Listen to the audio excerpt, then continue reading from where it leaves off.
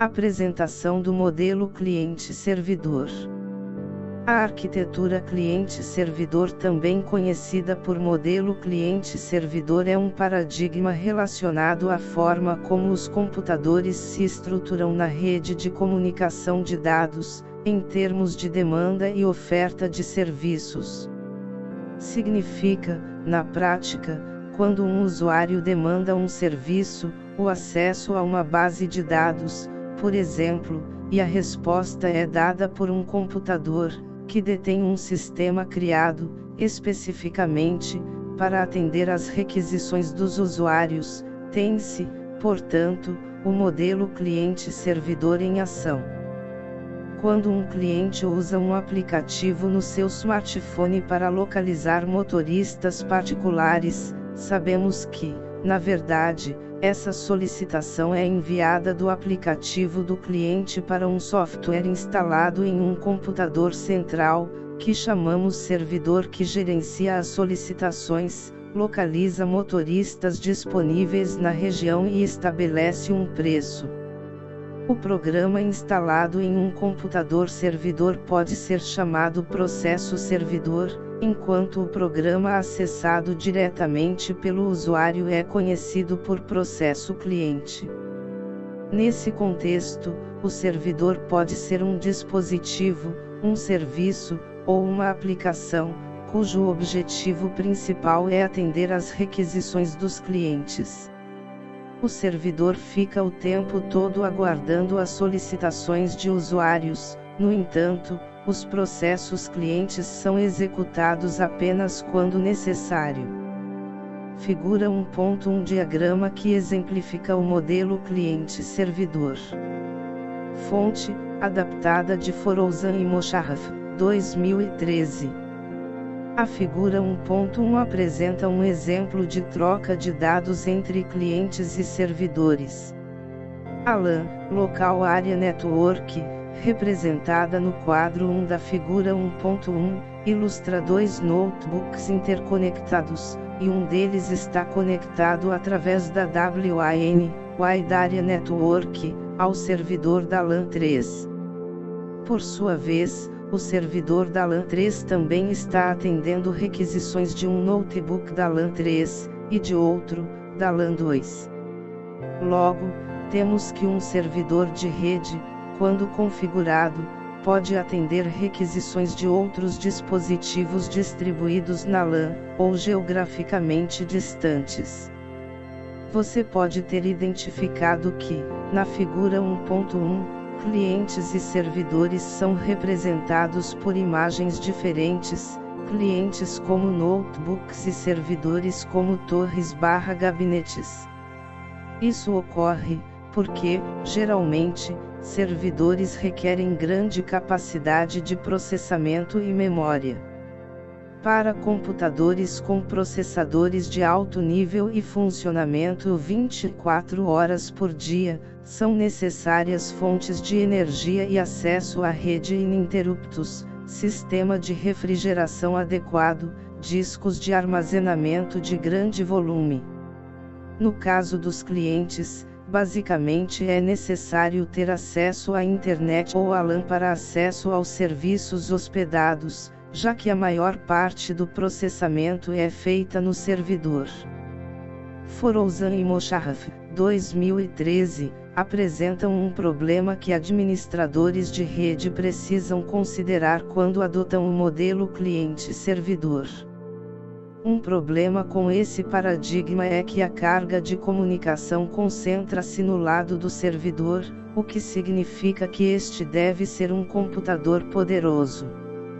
Porém, mesmo um computador poderoso pode acabar sobrecarregado se um grande número de clientes tentar se conectar ao servidor ao mesmo tempo.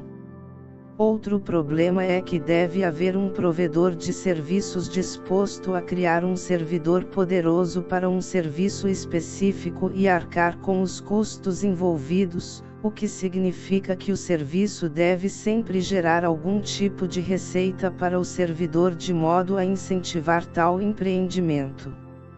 Forouzan, Mosharraf, 2013, p. 37. Um servidor firewall, por exemplo, pode ser implantado numa rede corporativa local para a gestão das políticas de segurança. Considerando a rede mundial de computadores, o modelo cliente-servidor pode ser implantado de forma distribuída. A web é um exemplo de serviço cliente-servidor distribuído. O serviço é distribuído em diversos servidores, chamados sites, e os clientes são os navegadores dos usuários, que desejam acessar uma página. Forouzan, Mosharraf, 2013, p. 44. Atividade. A World Wide Web é um exemplo de serviço que funciona no modelo cliente-servidor. Segundo Forouzan e Mosharraf, 2013, um cliente envia um pedido, um servidor responde, e o relacionamento entre as duas partes acaba aí, mas atualmente, a web possui outras funcionalidades, e pode ser necessário recuperar algumas informações sobre os clientes, que foram salvas nos cookies do navegador. Forouzan, B. Mosharraf, F. Redes de computadores, uma abordagem top-down. Porto Alegre, AMGH, 2013. p. 55.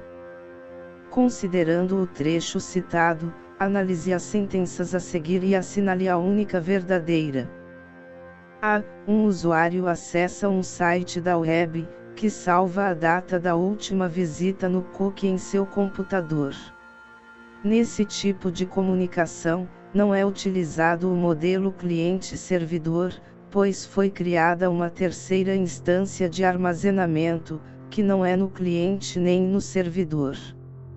B. Um desenvolvedor web criou um sistema que armazena dados dos usuários na seção do servidor, em vez de usar cookies para armazenar dados simples dos usuários. Dessa forma, fica preservado o modelo cliente-servidor. C. A única forma de utilização do modelo cliente-servidor, na internet, é impedir que os sites da web salvem cookies nos navegadores dos usuários. D. Quando um servidor web, onde está hospedado um site, requisita dados do computador do usuário, o modelo cliente-servidor não está mais sendo aplicado. E, um desenvolvedor web criou um sistema que acessa dados de outros sites através de links. O usuário poderia acessar diretamente os sites de terceiros, mas, independentemente disso, o modelo cliente-servidor permanece em uso.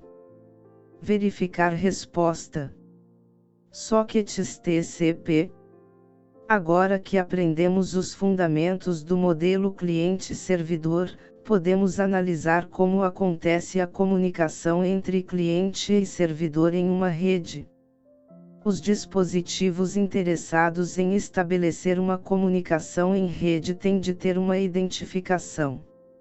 O servidor, por exemplo, precisa de um identificador, para que os clientes consigam encontrá-lo na rede, que pode ser um endereço IP, Internet Protocol, ou um nome, hostname. Os clientes podem não ter conhecimento do endereço IP do servidor, mas, pelo menos, seu nome deverá ser conhecido. Para os dispositivos em uma rede não importam os nomes dos computadores, apenas seus endereços IP, mas, para os seres humanos, é mais conveniente decorar nomes em vez de números.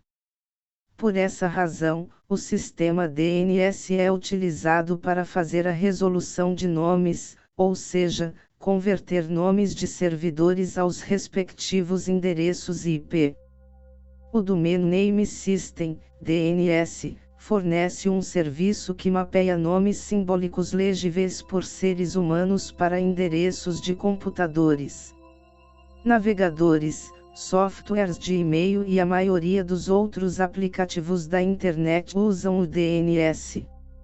O sistema fornece um interessante exemplo de interação cliente-servidor, pois o mapeamento não é executado por um simples servidor. Comer, 2016, p63. Uma vez que o servidor foi identificado, é preciso identificar o serviço que pode oferecer. Nesse sentido, podemos considerar que um servidor pode atender diversos usuários, bem como oferecer variados serviços. De modo análogo, uma empresa pode estar instalada em um prédio que abriga, ainda, muitas outras empresas. Como um carteiro poderia saber, precisamente, onde entregar uma correspondência se no envelope da carta estivesse escrito apenas os dados que identificam o prédio? A identificação do serviço é dada pelo número de porta, um código de 16 bits, utilizado pelo sistema operacional para endereçar as requisições dos processos clientes aos serviços adequados em um servidor. Uma requisição com a correta identificação do servidor segue a estrutura apresentada no quadro 1.1. Descrição: protocolo, endereço _IP, número _porta. Exemplo 1, http://192.168.1.120.2.5. Exemplo 2, http://mailserver.com2.25. Quadro 1.1 Endereço de socket. Fonte, elaborada pela autora.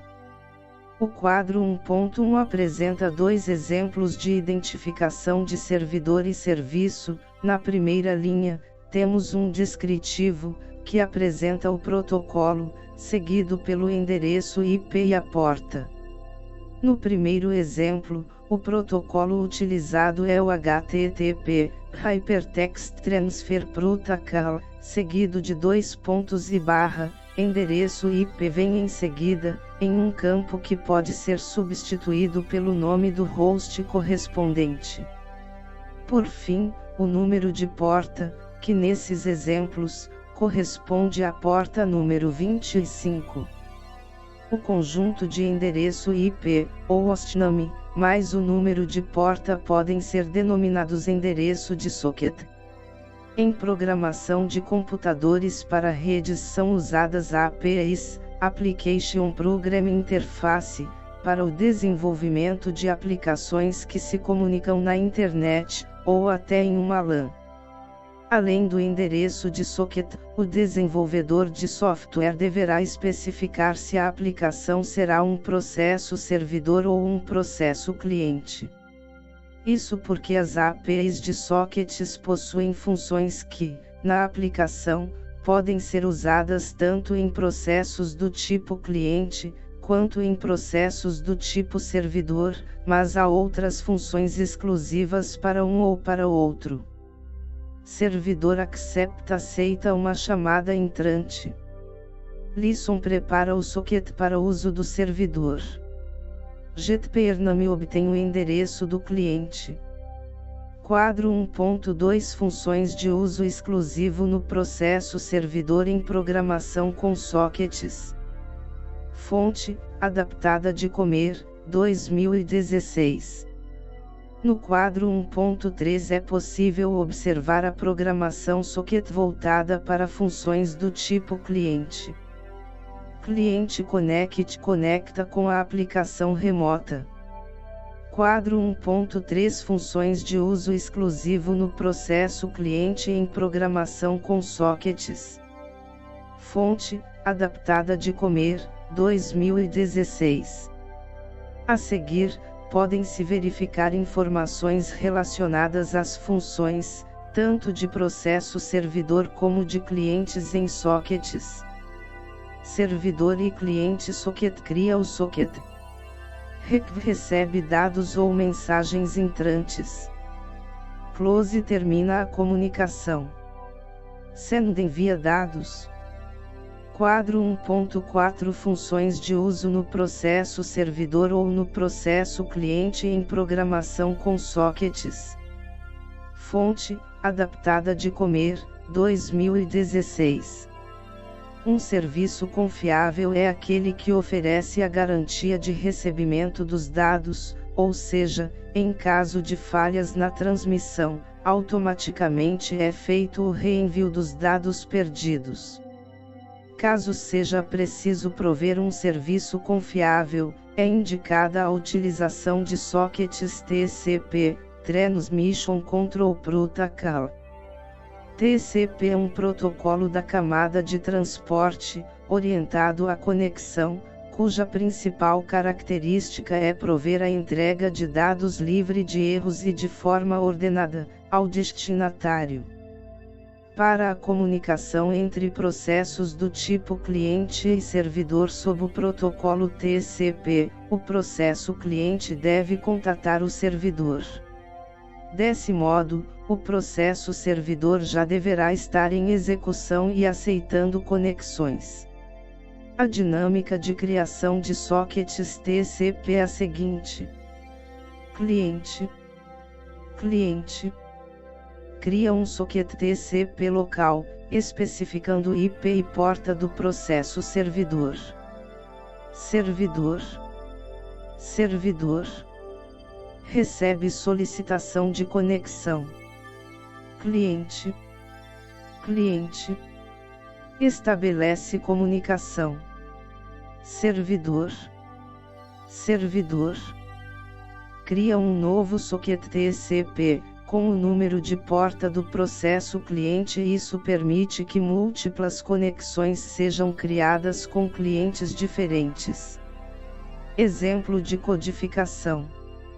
As figuras 2 e 3 exemplificam um sistema escrito com a linguagem Java, criado para prover uma comunicação confiável entre um processo servidor, figura 2, e processo cliente, figura 3.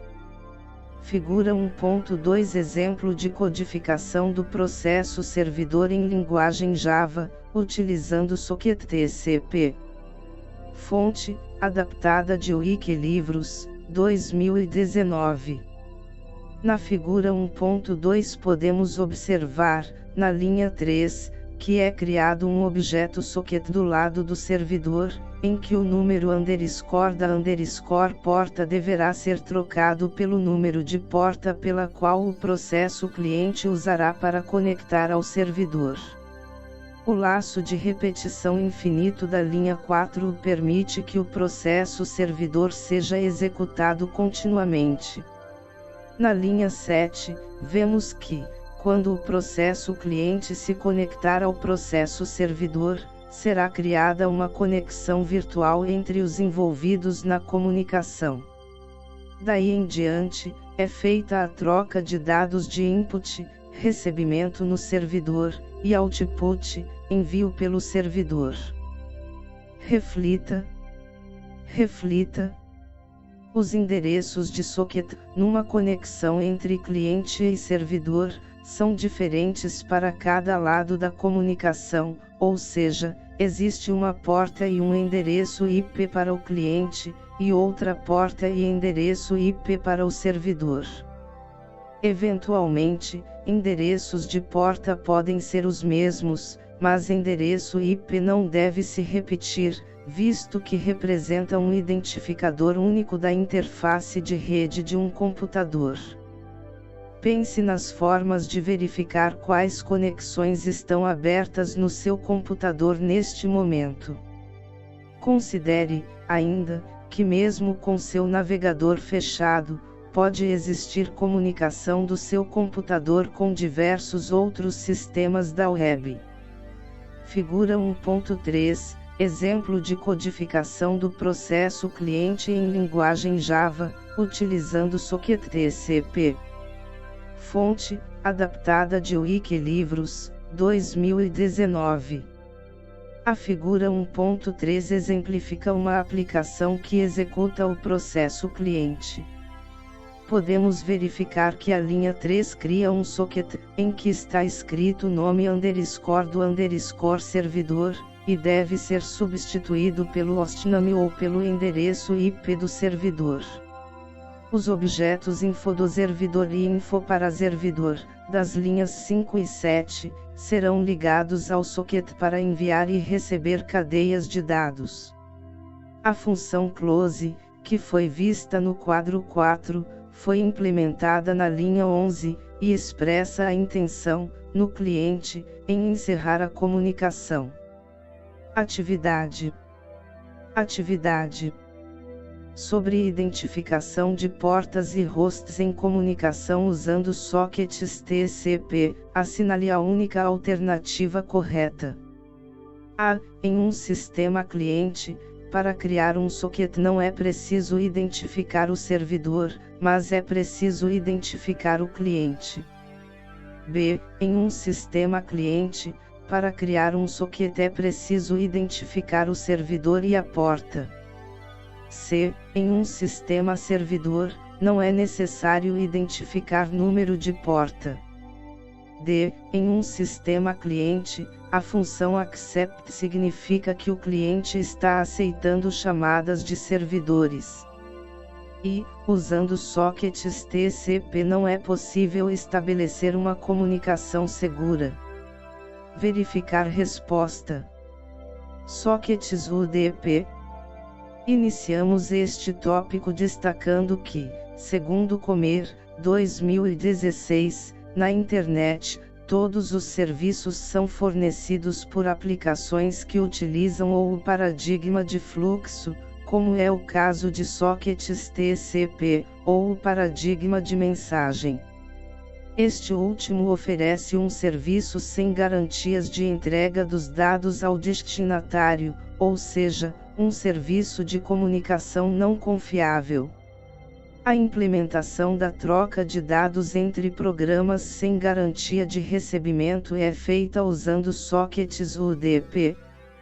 UDP, User Datagram Protocol, é um protocolo da camada de transporte não orientado à conexão, indicado para transmissões de dados não sensíveis, ou seja, dados que podem ser perdidos sem prejuízo para a comunicação. Assim como os sockets TCP, os sockets UDP também contam com a identificação de servidor e serviço, IP ou hostname e número de porta. No entanto, a principal diferença do socket UDP, em relação ao anterior, é que o processo cliente UDP pode criar um socket e enviar dados para processos servidores diferentes. Figura 1.4, câmera de vídeo com transmissão ao vivo. Fonte, FreePIC.com. A utilização de sockets UDP é mais indicada para transmissões cuja perda de dados não é um problema, mas o envio de dados atrasados ou o reenvio de dados que talvez tivessem chegado com erro resulta em uma comunicação prejudicada. Nesse sentido, podemos considerar uma transmissão ao vivo de uma partida de futebol pela televisão. Uma série de imagens estão sendo enviadas de modo contínuo aos clientes, de maneira a produzir um vídeo. Considere que o processo servidor identificou que uma parte da sequência de imagens não foi enviada corretamente, e, após alguns milissegundos, fizesse o reenvio. Sabe-se que a imagem seria reproduzida pelo sistema cliente, após o tempo de processamento mais o tempo de tráfego.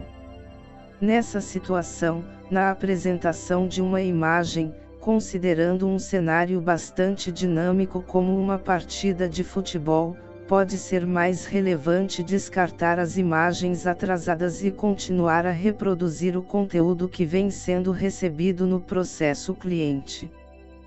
Por essas razões, e pelo fato de o protocolo UDP ser mais simples que o do TCP, sockets UDP são mais indicados para aplicações com transmissão de fluxo de áudio e vídeo. Exemplo de codificação. As figuras 1.5 e 1.6 exemplificam a codificação dos processos executados no servidor e no cliente, com a implementação de sockets UDP. Figura 1.5, exemplo de codificação do processo servidor em linguagem Java, utilizando Socket UDP fonte, adaptada de Oracle, 2017. Na figura 1.5, foi criado um Socket UDP de nome S na linha 4, número _da_ porta indica a porta que o servidor receberá dados. Na linha 10, foi criado um objeto Datagram Packet, nomeado info do cliente, que permitirá capturar dados que possam identificar a origem dos dados, como IP e porta do remetente, e o tamanho do que foi recebido. Figura 1.6, exemplo de codificação do processo cliente em linguagem Java, utilizando Socket UDP. Fonte, adaptada de Wikilivros, 2019. Na linha 6, foi criada uma string, para a qual foi atribuída o nome do servidor.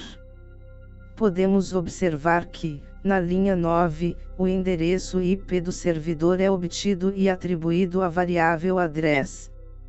Isso é útil, pois, mesmo que o servidor mude de endereço IP, a aplicação continua funcionando. A função send, na linha 15, envia uma requisição ao servidor, cuja resposta é recebida através da função receive, na linha 18. Quando se compara o uso de sockets TCP e UDP, pode-se identificar desempenho superior na utilização do protocolo UDP, pois não há perda de tempo com verificações e retransmissões. Entretanto, como no UDP não há controle de fluxo, pode haver um gargalo na transmissão, quando a capacidade de envio de dados pelo processo cliente for muito superior à capacidade de recepção do processo servidor. Saiba mais. Saiba mais.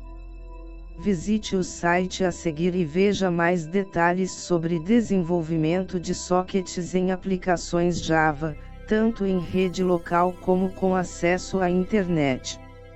Atente-se também aos conceitos de datagramas, a utilidade desse tipo de recurso e quais são suas respectivas classes em Java. Acessar. Atividade. Atividade. Assinale a alternativa que indica uma aplicação para a qual o protocolo TCP é mais indicado. A. Chamada de voz via Skype marca registrada. B. Chamada de voz via WhatsApp marca registrada. C. Transmissão de vídeo pelo Vimeo marca registrada. D. Transmissão de vídeo pelo YouTube marca registrada. E. Transmissão de mensagens de e-mail via Outlook marca registrada. Verificar resposta. Firewall. Quanto maior for o tráfego de rede, maior será o interesse de possíveis invasores na obtenção dos dados dos usuários, sobretudo em uma rede corporativa.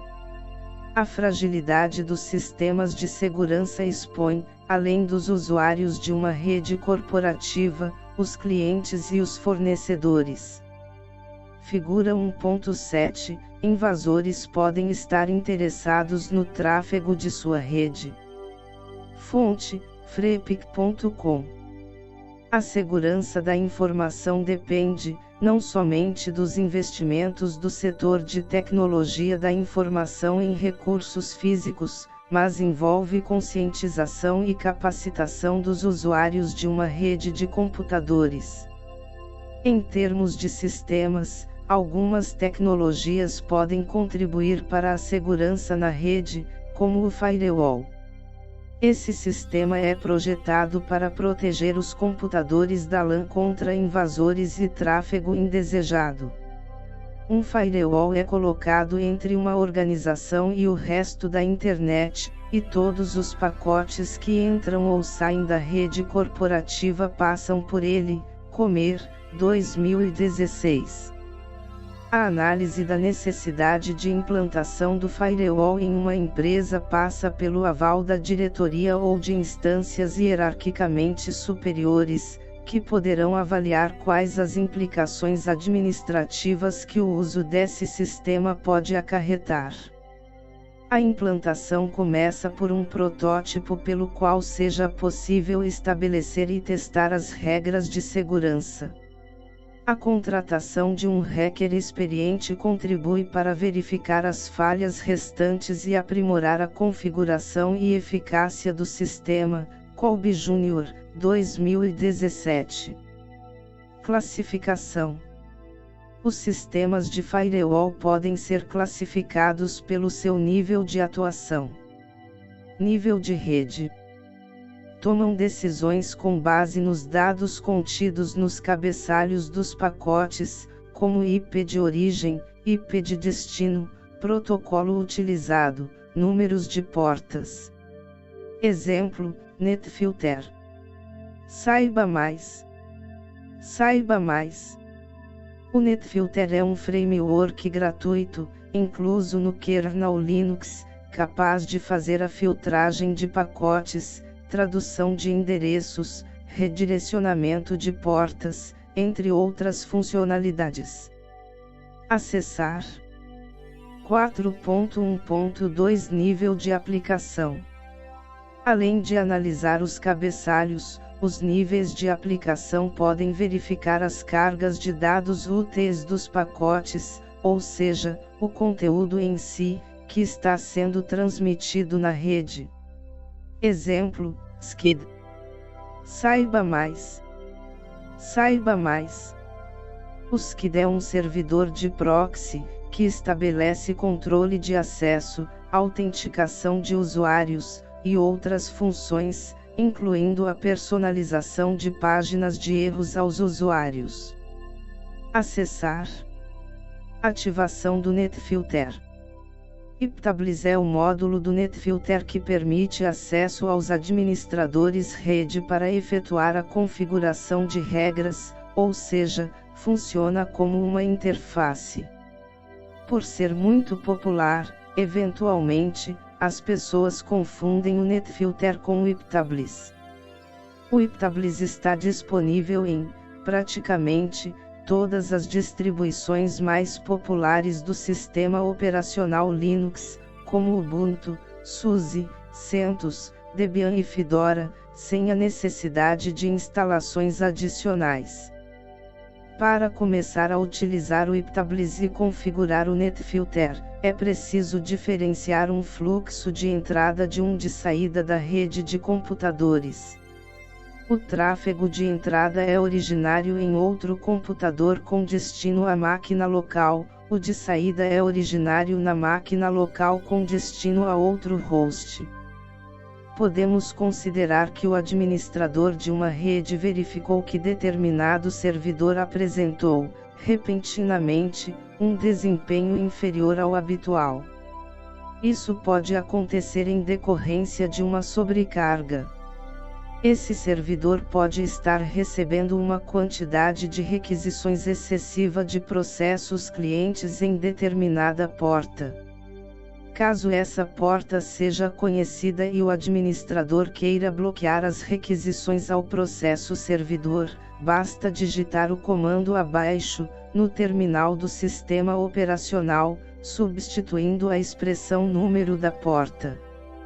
Iptablis a input PTCP destination port número da porta JDROP.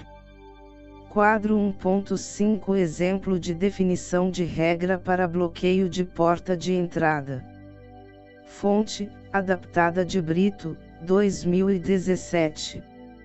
No quadro 1.5 é dado um exemplo da definição de uma regra de bloqueio para o firewall, que começa a valer imediatamente, para todos os pacotes que trafegam pela placa de rede nesse computador. Nesse comando, o parâmetro P indica o protocolo, no caso, TCP. O parâmetro Destination Port significa que a regra se aplica aos pacotes destinados à porta indicada. O parâmetro J indica que todos os pacotes serão tratados segundo essa regra. Por fim, o parâmetro drop indica que, de acordo com essa regra, os pacotes serão bloqueados. Atividade. Segundo Brito, 2017, as pessoas costumam utilizar o firewall somente nas bordas das redes corporativas, em que existe uma clara separação entre a rede interna e as redes externas, no contexto da internet. Contudo, um sistema de firewall também pode ser utilizado para filtragem de pacotes, dentro de uma LAN. Brito, SHB Serviços de Redes em Servidores Linux. São Paulo, Novatec, 2017. Assinale uma justificativa adequada para a análise de pacotes de tráfego na rede local. A. Para viabilizar o controle de acesso entre as várias sub-redes, quando houver. B. Para impedir que usuários mal intencionados, dentro da rede, promovam acesso indevido a sites externos. C. Para impedir que hackers fora da rede promovam acesso indevido aos sistemas corporativos. D. Para impedir que os clientes internos tenham acesso físico aos servidores da empresa. E. Para dificultar o acesso dos visitantes à LAN. Verificar resposta. Indicações. Material complementar. Livro. Programação de sistemas distribuídos em Java. Editora, FCA. Autor, Jorge Cardoso. ISBN, 9.789.727.226.016. Comentário. Para aprofundar a aprendizagem em programação de computadores voltada para redes usando sockets e outras tecnologias, consulte uma das obras mais conhecidas na área. Nesse livro, o autor apresenta uma visão geral acerca de computação, desde os primeiros computadores, tipos de redes e componentes até detalhes sobre programação com sockets usando a linguagem Java. Filme. Firewall, Segurança em Risco. Ano, 2006. Comentário. Assista a este filme, e reflita acerca das principais vulnerabilidades de segurança exploradas e como preservar os dados do protagonista. Trailer. Conclusão. Nesta unidade, estudamos a utilização do modelo cliente-servidor, que implica a forma como os sistemas são desenvolvidos, como é feita a troca de dados por meio de uma rede e até de que maneira o tráfego pode ser monitorado, por questões de segurança. Destacamos, também, que a identificação dos serviços, dos servidores, dos clientes e utilização de sockets também sofrem grande influência dos protocolos de comunicação, como o UDP e TCP. Por fim, destacamos que a administração de uma rede de computadores requer conhecimentos técnicos, do ambiente de rede, além das ameaças à segurança da rede e como lidar com elas.